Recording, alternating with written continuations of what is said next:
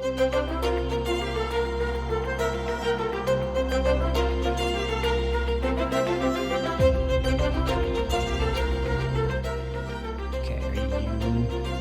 ready for our first video podcast?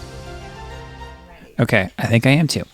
Greetings and welcome to the Talk with History podcast. I am your host, Scott, here with my wife and historian, Jen. Hello.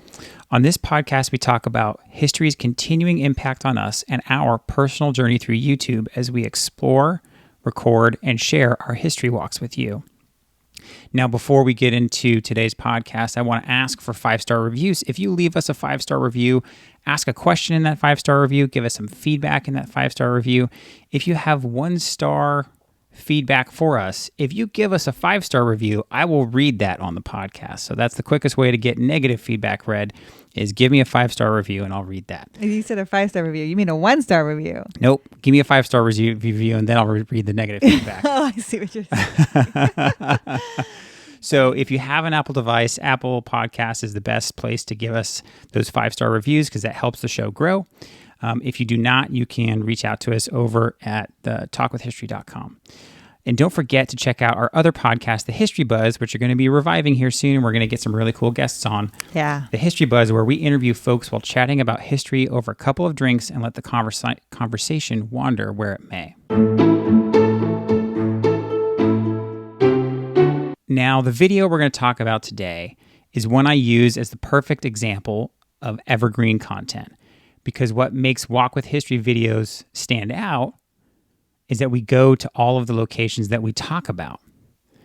In this location that we're going to talk about tonight, our very first president pulled off one of his most daring and infamous victories. So Jen, why don't you tell us what we're talking about? So we're going to talk about Washington Crossing, and I was super excited to be there. I think it's evident in the video how just excited I am.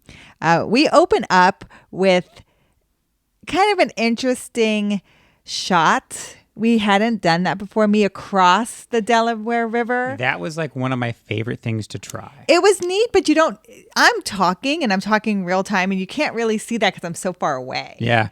So to set the stage a little bit, I drove across the Delaware. You were on the Jersey side. I was on the Jersey side. New Jersey side, and I was on the Pennsylvania side. Right. And so we opened the video with him filming me with across I got the my river. longest lens that I have. It's 250 millimeter, right? A little bit behind the scenes here because we talk about some of that stuff. Yeah. So I actually had to text you. Yes. I had to text you. Okay, I'm set up. I had to get you in camera, and it was raining. It was raining. It started raining. So that lens is not an expensive lens, so it's not like super waterproof. So I'm like trying to cover it. Sure. And I'm trying to zoom all the way in. And I wasn't sure if it was going to work because the wireless mics that we have, they've got limited range. It's like 400 yards or something like that. And so I'm setting it all up. So I text you. I'm like, just start talking.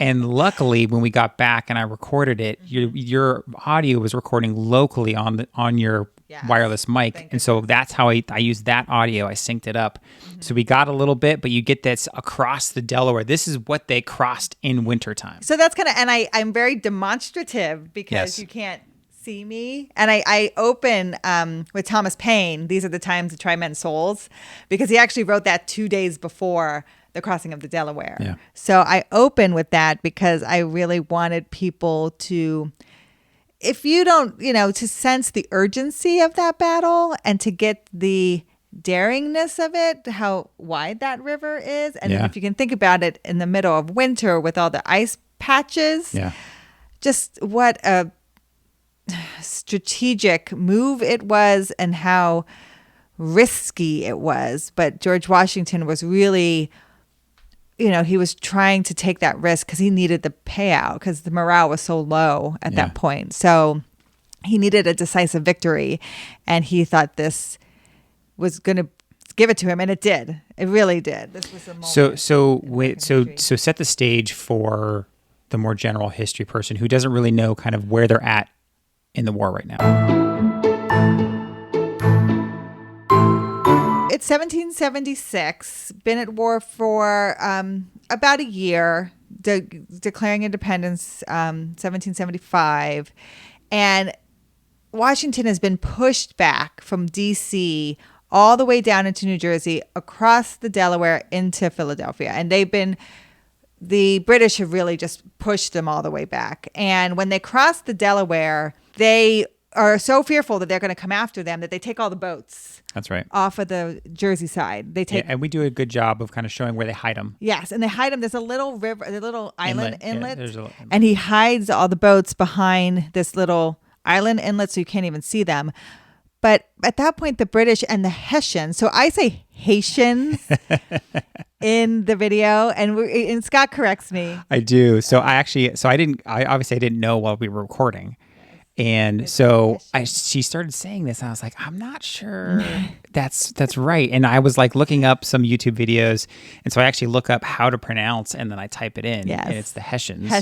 So King George she kept saying the Haitians had paid troops for hire. He paid Germany for troops, and so the Hessians are who is helping fight with the British, and that's who's pushing back. And once they push the Americans or the Continental Army across the Delaware, they kind of just, I wouldn't say give up, but they're like, it's November, December. Let's take a little break. It's cold. It's winter time, and if you think about how battle was done at that time, the very traditional, like, let's line up and get to the battlefield. And these are paid soldiers. In the winter time, they're not really going to do that because it's like nobody wants to do this in the winter time. Everybody's cold and miserable. That's why there were like encampments for the winter, Valley Forge, and they would dig in and they would settle down for a little bit. Yeah. So they don't come after the Continental Army when they go across to the Pennsylvania side. They don't come after them. And that's where George Washington kind of builds up his idea over there of what to do, because they need to build morale. But one of the neat things we discovered while doing this video is the Legend of Sleepy Hollow. The Headless Horseman is a Hessian. Yeah, was it from this? It's from another battle but up north. It's one of those New soldiers. York, yeah, but he's a Hessian. That's right. Soldier. I forgot about that. So we actually put a clip. Yeah, from the American Revolution. Yeah. And so that's the term. If you watch the whole video, comment. Yeah, Sleepy the Hessians. Hollow. Yeah, that's right. And but I never realized that's who the Headless Horseman was. I didn't realize he was. He's not even Continental Army. Right, he's German. He's German. No wonder he's mad. Yeah.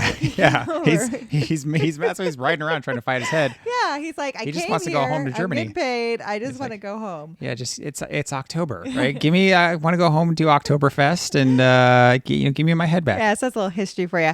But so by Christmas Day, they're over here on the Pennsylvania side, 1776, and George Washington thinks we need a strong victory, and he comes up with this idea to cross on Christmas Day, and they cross, they start crossing at 4 p.m. on Christmas Day, and they don't get everyone across till 3 a.m. on the December 26th. And one of the cool things that we got to do, we didn't just go to the spot, right? There's a whole park, and there's a museum, and there's these tours. Yeah, it's a national historic site. And so we actually go to some of the sheds, and we show video of it, of the kinds of boats that they actually cross the river in. The National Historic Site has been there since the 60s, and they have they recreate this crossing every Christmas. Yeah. So if you want to go see it, you can go see. Do they do it on Christmas? They do it on Christmas Day. Oh, really? And so they have recreations of the Durham boats, but they're 20% smaller, but they are what they would look like. And that's kind of where you can see what the boat looks like. I show you what one of the cannons look like, because they transported 18 cannons across the river. And smaller cannons, lighter cannons. And so I show you kind of what they would fire. I show you the grape shot. So grape shot is about the size of a grape, metal that they would bind together and put in the cannon. And so when it fired out in all directions. And it's interesting too, again, to kind of to stop and pause when you look at this grape shot and you're like, okay, they're doing this to cause more damage. Yeah. Right. It's like there's some movies. There was a John Travolta movie. I forget what it was, but they have ball bearings, right? It's like shooting all these ball bearings out. That's essentially what it is. What grape ball shot bearings was. are smaller. Ball bearings are smaller. Grape shot's a lot bigger. Yeah. And so they're designing these things. It would kill you. When you see this and you're like, man, they shot this out of a cannon to basically kill more, like the brutal kind of warfare even if it took that out, they did. hit your arm or hit your leg. That was one of those weird things. I was like, oh my gosh, like they're shooting this out of, like that'll kill anybody or anything that it hits. That's not going to like hit you and not cause damage. Yes. And of course they use cannonballs as well, but the grape shot actually got more damage. Yeah. But what else we show you in that inn, in that the Durham boat inn or shed where they house them, is the actual flag that they used. Yeah. So Emmanuel Lutz's picture, which we talk about in the beginning of the video, the famous uber famous picture that everyone would know. It's George Washington high in the center of the picture. They're crossing. You see the ice patches. You see the other men sitting lower. And actually the person holding the American flag is James Monroe, the 5th president. Now, James Monroe was part of the crossing, and we'll talk more about him, but he was not on the boat with George Washington, although they did know each other. But that flag is not made by Betsy Ross until 1777.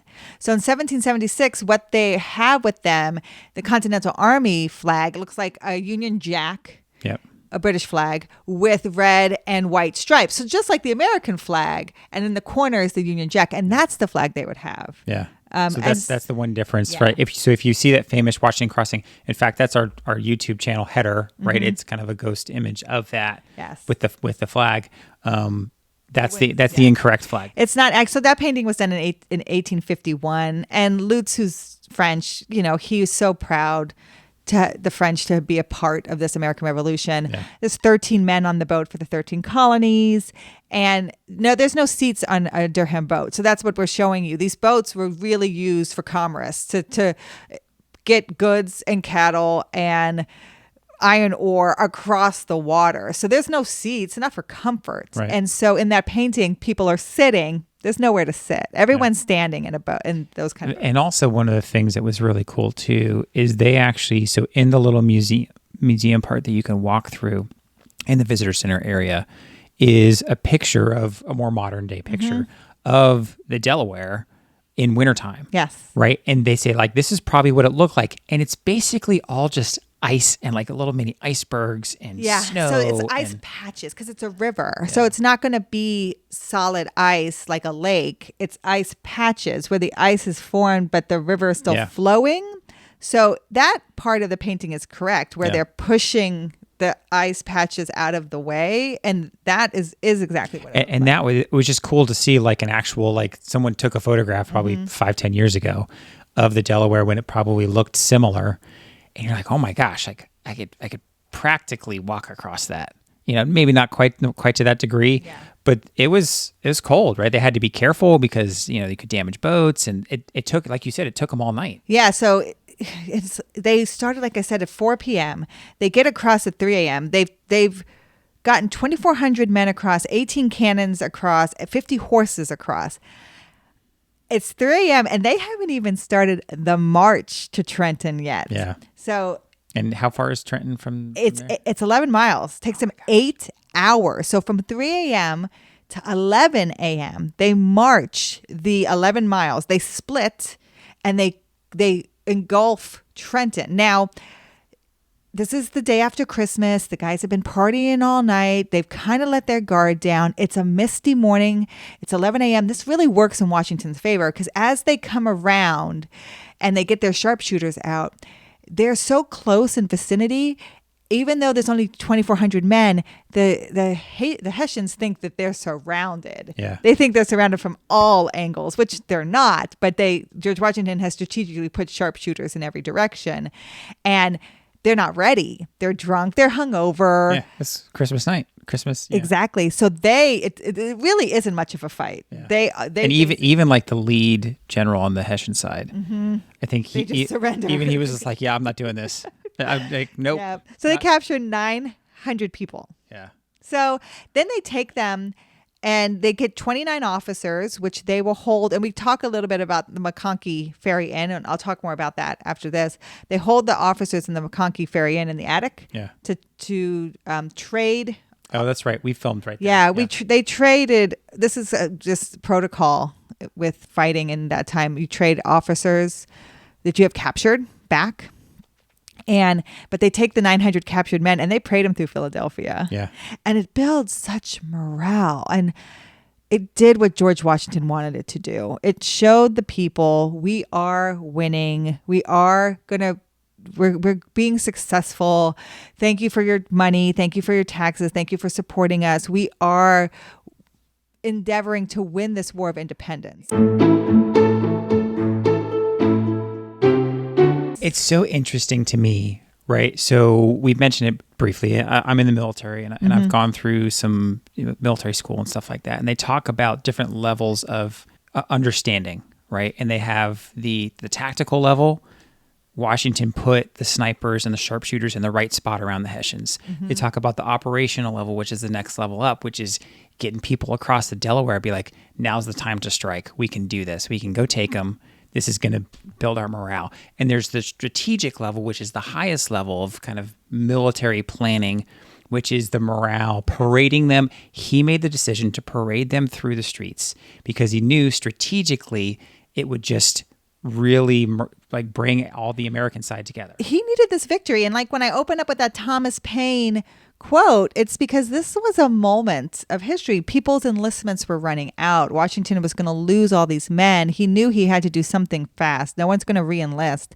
And this was such a blow to the British Army that Cornwallis was supposed to go back to London for Christmas. And he's like on the ship going back, and he turns around because he realizes this is a real fight. Yeah. He's like, oh yeah, I can't just turn my back on this Washington guy. Yeah. So it really is, for George Washington, the strategy behind this was really great. And so when we talk about the McConkey Ferry Inn and we go there, George Washington has Christmas dinner with his officers there before they start the crossing. So they start the crossing at 4 p.m. So he's eating relatively early with his men. And this is like, he's going over the plan one last time, and this is what we're going to do. And there's the marker where it says Washington crossed here. And I tell you that the marker's been moved a couple times because no one knows exactly where George Washington crossed.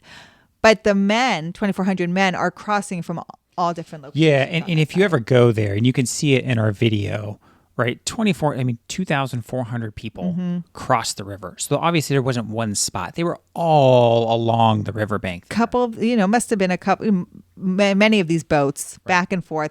And the way a ferry works, I had talked about how a ferry works with the rope going around a tree on the Pennsylvania side and a rope going around the tree on the New Jersey side. And you basically pull the ferry back and forth. So they're using that as well. Not just these boats, but they're using the ferry line.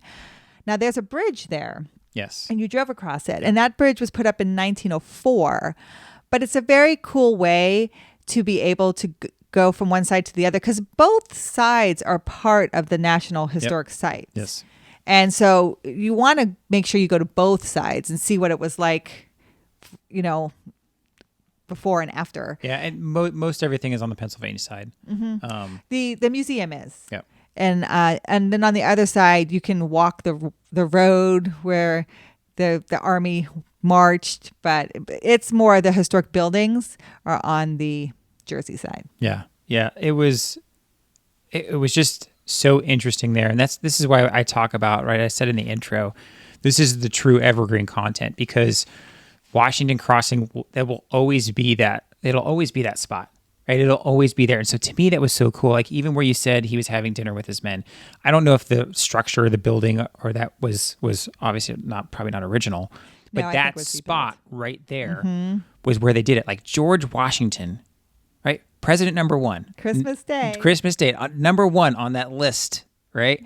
Was sitting right there with his officers a couple hundred years ago. He's like, okay, guys, this is what we got to do. This is what we got to do.